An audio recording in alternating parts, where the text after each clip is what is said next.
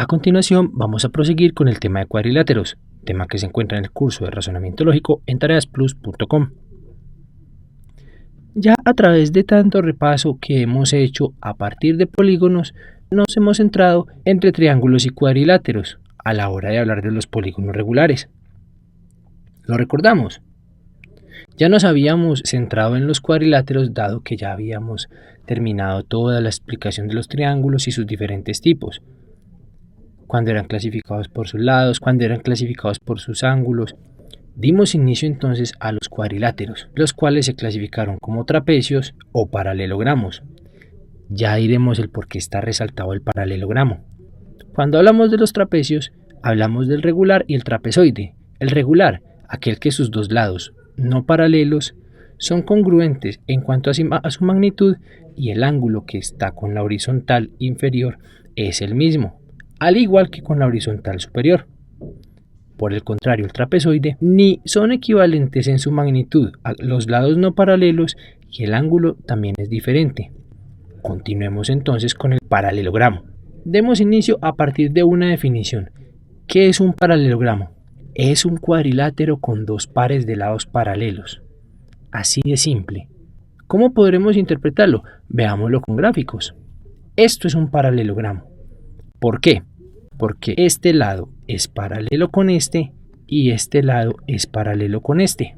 Jamás se van a tocar a medida que se extiendan hacia el infinito. Por ejemplo, estos, de arriba hacia abajo, nunca se van a interceptar. Siempre su distancia a través de una perpendicular va a ser la misma. Lo mismo ocurre entre estos dos, el superior y el inferior. Otro ejemplo que podemos tomar puede ser este. Vemos que este lado es paralelo a este. Se extienden siempre horizontalmente y nunca se tocan. Y estos de manera inclinada. También son paralelos. Jamás se interceptan a medida que crecen. Ahora, hay 4 tipos de paralelogramos. Damos inicio con el primer tipo, el rectángulo. ¿Qué es el rectángulo? Comencemos dando su definición. Es un paralelogramo equiángulo. Así de simple. ¿A qué hacemos alusión con eso? Ya conocemos la interpretación del paralelogramo. Ahora, equiángulo quiere decir que todos sus ángulos miden lo mismo. ¿Cuánto sería lo mismo? Como sabemos que una figura de 4 lados toda acumula entre la suma de sus ángulos internos 360 grados, todos tienen que medirnos 90 grados. Vamos a verificarlo a partir de un ejemplo. Veamos la figura que tenemos. ¿Qué datos conocemos? Sabemos que el segmento AB es paralelo al segmento DC. Y de igual manera tenemos que el segmento AD es paralelo al segmento BC. ¿Qué más podemos ver? Vamos a ver que el segmento AC, el cual lo tenemos de manera sombreado, podemos ver que es secante a dos segmentos. ¿A cuáles? Al segmento AB, de la misma forma que al segmento DC. Recordamos cuando hablamos de dos rectas paralelas y una recta secante a ellas, ángulos alternos internos y esa cantidad de axiomas que tuvimos presentes. A eso nos referimos. Podemos verificarlo a partir de los tutoriales pasados. Ahora, comencemos. ¿Qué datos nos van a dar? Nos van a decir, como vemos que está señalado, aquí ya nos dicen que este ángulo es recto, mide 90 grados y nos van a decir que este ángulo mide 30 grados. Solo contamos con estas dos herramientas. Ah, claro, y estas aclaraciones. Ahora sí, comencemos a obtener la solución de este problema. Verifiquemos que sea un rectángulo. A raíz de que AB es paralela a DC y AC es una recta secante a los dos segmentos de recta de los cuales ya hablamos, eso quiere decir que el ángulo CAB es igual, o también recordemos cómo lo definíamos, como congruente al ángulo ACD. ¿Recuerdan el por qué? Recordemos los axiomas alternos e internos. Este ángulo mide exactamente lo mismo que este. Podemos comenzar por ese lado. Ahora, basémonos en este triángulo, el que está al lado izquierdo del rectángulo. Lo vemos, este que tenemos sombreado de un color azul claro. Empecemos a trabajar con este triángulo. Tenemos entonces que recordando todos los conceptos que hemos visto, la sumatoria de los ángulos internos del triángulo ADC nos debe dar igual a 180 grados. Utilicemos los dos que ya tenemos.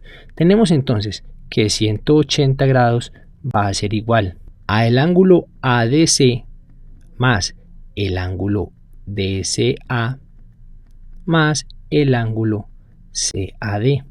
Ahora, ¿cuánto nos miden cada uno? ADC nos están diciendo que es un ángulo recto, mide 90 grados. Y el DCA acabamos de darnos cuenta de que nos mide 30 grados. O sea que es nuestra única incógnita.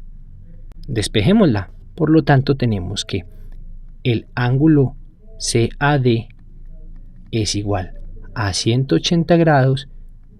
Estos dos están sumando, pasan al otro lado restando. 90 y 30 son 120. Por lo tanto restan y esto es igual a 60 grados. Tenemos el valor de este ángulo. Ahora podemos ver de manera inmediata por suma de ángulos que el ángulo DAB es igual a 90 grados. ¿De dónde salió? Estos 60 más estos 30, lo cual quiere decir que es recto. Y de la misma manera, aplicando lo mismo que aplicamos al inicio del desarrollo, nosotros podemos decir que el ángulo DAC es congruente con el ángulo BCA. Bajo el mismo criterio, son ángulos alternos internos. Están tras las mismas líneas paralelas AB y DC y están siendo secados por la misma recta AC. Este ángulo mide exactamente lo mismo. Ahora, podemos analizar entonces la otra parte del triángulo. Ahora, de la misma manera que acabamos de hacerlo con el ángulo de AB, podemos decir que por suma de ángulos, el ángulo de CB es igual a 60 más 30, o sea que es igual a 90 grados. Y por último, basándonos en el triángulo de este lado superior, podemos aplicar este mismo criterio, el de la suma de sus ángulos igual a 180.